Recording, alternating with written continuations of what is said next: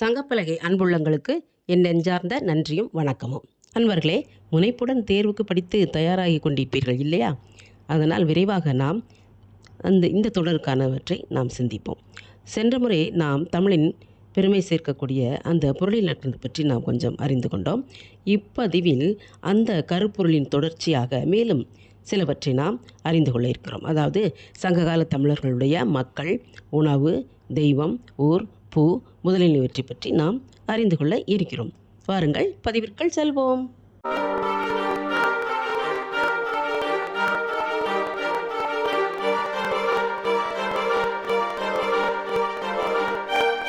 இந்த மக்களுடைய பெயர்கள், அவர்களுடைய பெயர் சிறப்பான பெயர், அதாவது உயர்ந்த ஒரு தலைவன் போன்ற நிலையில் இருப்பவர்களுக்கு ஒரு பெயர், சாதாரண எளிய மக்களுக்கு ஒரு பெயர் எல்லாம் இருக்கும்.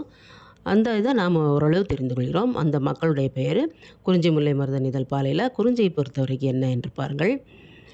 காட்டிலே தான் அவர்கள் இருக்கிறார்கள். அதனால் வேடுவல் தொழிலை மேற்கொள்கிறார். காணவர், குறிஞ்சியில் காணவர். முல்லை, அவங்க பசுக்களை மேய்த்து வாழ்ந்ததுனால பாலை விற்று பிழைப்பு நடத்துறதுனால ஆயர், முல்லையில் இருக்கக்கூடியவங்க ஆயர். அடுத்து மருதத்தில் பார்த்திங்கன்னா மகிழ்நன், ஊரன் இந்த மாதிரி வரும். அதான் ஊரை சேர்ந்தவன் என்ற பொருள். மகிழ்நன், மகிழ்ச்சியாக இருக்கக்கூடியவன், அந்த மாதிரி வரும். அதனால் இந்த மகிழ்நன், ஊரன் என்பது ஊரை சேர்ந்தவன். அதனால் அது ஊர் அமைக்கின்ற இடமே மருதம்தான். அதனால் அந்த பெயர்கள். அடுத்தது பார்த்திங்கன்னா நெய்தல். இந்த நெய்தலில் துறைமுகம்னு இப்போ சொல்கிறோம். அந்த காலத்தில் கடல் பகுதியை சேர்ந்தவன், அந்த நிலப்பகுதிக்குரிய தலைவன், அதனால் துறைவன். அடுத்து பார்த்திங்கன்னா பாலை. பாலை என்று நம்ம ஒரு இடம் இல்லை என்று சொல்கிறோம். ஆனாலும் அந்த பகுதியில் வாழக்கூடிய மக்களுக்கு என்ன பேர்னா எயினர். எயினர் என்றால் அம்பு விட்டு அவர்கள் போர்த்தொழில் செய்து கிடைக்கின்ற உணவை சாப்பிடுவர். அதனால தான் அது எயினர். இப்போ அதற்குரிய விடையை பார்த்திங்கன்னா 2. சரியான விடை 2. ஆ 2, ஆ 5, ஈ 1, ஈ 3, ஊ 4. அதாவது குறிஞ்சி என்பது அந்த மக்களுடைய பெயர் காணவர்.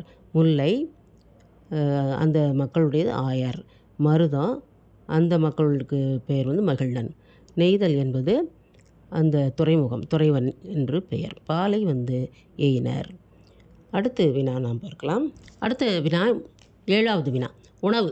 இந்த குறிஞ்சி முல்லை மருதம் நெய்தல் பாலை மக்கள் என்னென்ன வகையான உணவுகளை அவர்கள் உண்டு மகிழ்ந்திருப்பார், அதை பார்க்க போகிறோம். குறிஞ்சி மக்கள் என்ன உணவு உண்டு வந்திருப்பார்கள் என்றால், அந்த குறிஞ்சியில் மலையில் தேனெடுத்தல், திணை விதைத்தல் இந்த மாதிரி ஒரு தொழில் அவர்களுக்கு இருந்ததுனால தேனும் திணைமாவும் சாப்பிட்ருப்பாங்க. அப்போ விடை 4. குறிஞ்சி திணை. திணை என்பது சிறுதானியம். அடுத்தது முல்லை. இந்த முல்லையில் அவங்க என்ன செஞ்சுருப்பாங்க அப்படின்னா வரகு, சாமை இந்த மாதிரி சிறுதானியங்களை விதைத்து அவங்க உணவை உண்டு இருப்பார்கள். அதனால் வரகு, விடை வரகு. மருதம் பாருங்கள், மருதம் தான் வயல் சார்ந்த இடமாயிற்று. அதனால் அங்கே அவங்க என்ன செஞ்சுருப்பாங்க அப்படின்னா நல்ல சென்னலும் வெண்ணலும் விதைத்து அதில் கூடிய வருகின்ற தானியங்களை சாப்பிட்ருப்பாங்க. நல்ல நெல்லரிசி சோறு சாப்பிட்ருக்குறாங்க. அதனால் 5. இது என்ன அப்படின்னா மருதம், சென்னல். அடுத்து பார்த்திங்கன்னா நெய்தல். இந்த நெய்தல் அவர்கள் கடல் இருப்பதனால அவர்களுக்கு முக்கியமான உணவு மீன். பிறகு அந்த மீன், உப்பு இவற்றை விற்றால் அவர்கள் கிடைக்கக்கூடிய உணவை உண்டிருக்கலாம். அதனால் அதுக்கு என்ன நெய்தலுக்கு என்று சொல்லக்கூடியது மீன். அடுத்து பார்த்திங்கன்னா பாலை. பாலை என்று ஒரு நிலம் இல்லை இல்லையா? மக்கள் அனைத்து மக்களும் அந்த பிரிதல் நிமித்தத்தை வச்சுருக்கிறதுனால அவர்கள் வழிப்பறி செய்து சூறையாடல் செய்து தொழில் செய்கிறதுனால அதில் என்ன கிடைக்கக்கூடிய பொருளோ அதை உண்டு வழிந்திருக்கார். ஆக விடை குறிஞ்சி என்றால் திணை, முல்லை என்றால் வரகு, அடுத்தது மருதம் என்றால் சென்னல், அடுத்து நெய்தல் என்றால் மீன், அடுத்தது பாலை என்றால் வழிப்பறி பொருள், வழிப்பறியை செய்து கிடைக்கக்கூடிய பொருள். அடுத்த வினா 8வது கிளாஸ்.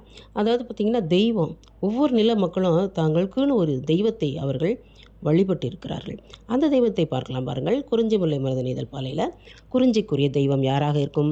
மலையில் இருக்கக்கூடியவெல்லாம் குமரன் இருக்கக்கூடிய இடமல்லவா? குன்றிருக்கும் இடமெல்லாம் குமரன் இருப்பான். அதனால் அங்கே கண்டிப்பாக முருகன் தான். குறிஞ்சி என்றாலே முருகன். அடுத்தது பார்த்திங்கன்னா முல்லை. முல்லையில் என்ன வேலை செய்கிறாங்க? பசுக்களை ஓட்டி வருகிறார்கள். அப்போ பசுக்களை மேய்த்தல் தொழில், இடையர் என்று சொல்லக்கூடியவர்கள். அவர்களுக்குரிய கடவுள் யார்? திருமால். அடுத்தது பார்த்திங்கன்னா மருதம். இந்த மருதத்திற்குரியது வயலும் வயல் சார்ந்த இடம் இல்லையா? அதனால் அவர்கள் யாரை வழிபடுகிறார்கள்? அவர்களுக்கு வயலுக்குரிய தெய்வம் யார் அப்படின்னு சொன்னால், மழை கொடுக்கக்கூடிய அதிபதி யார் என்று சொன்னால் இந்திரன். அதனால் மருத நில மக்கள் இந்திரனை வழிபடுகிறார்கள். நெய்தல் நிலம் பாருங்கள், அங்கே ஏற்கனவே தண்ணீர் இருக்குது, கடல் இருக்கின்றது, இயற்கை அழகு இருக்கின்றது. அதனால் வர்ண பகவானை அவர்கள் வழிபடுகிறார்கள். அடுத்து பாலை, ஒரு நிலம் இல்லை என்று சொல்லக்கூடிய இடம். அந்த இடத்துல பார்த்திங்கன்னா வழிப்பறி தான் செய்கிறாங்க அவங்க தொழில். அதனால் கொஞ்சம் கோபமான ஒரு தெய்வத்தை வழிபடுறாங்க. காளி, துர்க்கை அப்படின்னு சொல்லக்கூடிய கொற்றவையை வழிபடுறாங்க. ஆக விடை வந்து 4. அதில் அ 2, ஆ 3, இ 5, இ 1, உ 4. அதாவது குறிஞ்சி என்பது முருகன், முல்லை என்பது திருமால், மருதம் என்பது இந்திரன், நெய்தல் என்பது வர்ணன், பாலை என்பது கொற்றவை. இப்பொழுது அந்த 5 வகையான நிலத்தில் வாழக்கூடிய மக்கள் தங்களுடைய ஊருக்கு என்னென்ன சிறப்பான பெயர் வைத்திருந்தார்கள், அவருடைய ஊருடைய பெயர் தெரிந்து கொள்ளப் போகிறோம். இப்பொழுது குறிஞ்சி. இந்த குறிஞ்சி என்பது மலையும் மலை சார்ந்த இடம். அதனால் அங்கே சிறுகுடி என்று அழைக்கப்படுகிறது. சின்ன சின்ன வீடுகளாக இருக்கக்கூடிய அமைப்பு சிறுகுடி, அந்த ஊர் பேர். அடுத்து முல்லை பாருங்கள். இந்த முல்லையில் வந்து ஊருக்கு வெளியிலே தான் காடு சார்ந்த இடம் இல்லையா? அதனால் அவர்கள் பசுக்களை மேய்த்து வாழ்கிறார்கள். அதனால் அந்த இடத்துக்கு பார்த்திங்கன்னா புறஞ்சேரி, சேரி, பாடி இப்படிலாம் இருக்கும். அடுத்து பார்த்திங்கன்னா மருதம். இந்த மருதத்தில் வயல் சார்ந்த இடம் இல்லையா? அதே நேரத்தில் நகர்ப்புறம் அங்கே தான் அமைக்கப்படுகின்றது. ஆறு ஓடுகின்றதுனால அதன் பக்கத்தில் நகரங்கள் உருவாகின்றன. அதனால் பேரூர், மூதூர் என்று சொல்கிறோம். அடுத்து பாருங்கள் நெய்தல், கடலும் கடல் சார்ந்த இடம். அந்த இடத்துல என்னவாக இருக்கும் அப்படின்னா பட்டினம், பாக்கம் இந்த மாதிரி ஊர்கள் இருந்தன. அடுத்து பாருங்கள் பாலை. இந்த பாலையில் வந்து மக்கள் தங்களுடைய இருப்பிடத்தை ஒரு சின்ன சின்ன இடங்களாக மறைந்து வாழக்கூடிய இடமா இருக்கலாம். அதனால் குறும்பு அவர்களுக்கு பேர்.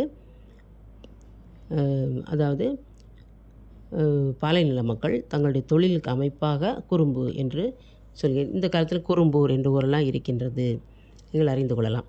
அடுத்து நான் பாருங்கள், அந்த குறிஞ்சி முல்லை மருத நெய்தல் போல பூ, அந்த மக்கள் வந்து இருப்பிடத்தில் என்னென்ன பூக்கள் இருக்கின்றன என்று தெரிந்து கொள்ள போகிறோம்.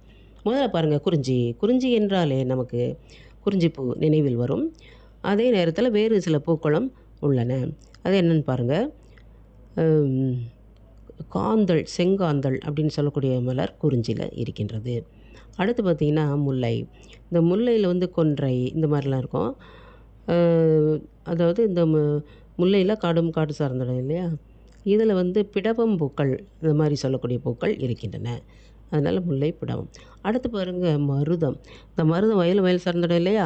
அதனால் அங்கே கழுநீர் அப்படின்னு சொல்லக்கூடியது, குவளை, தாமரை இந்த மாதிரிலாம் இருக்கும். அதனால் இங்கே குவளை கொடுத்துருக்கோம் தான் விடை. அடுத்தது பார்த்திங்கன்னா நெய்தல். அதில் வந்து நெய்தல் கடல் சார்ந்த இடம். அந்த இடத்துல புன்னை மரங்கள்லாம் இருக்கும்.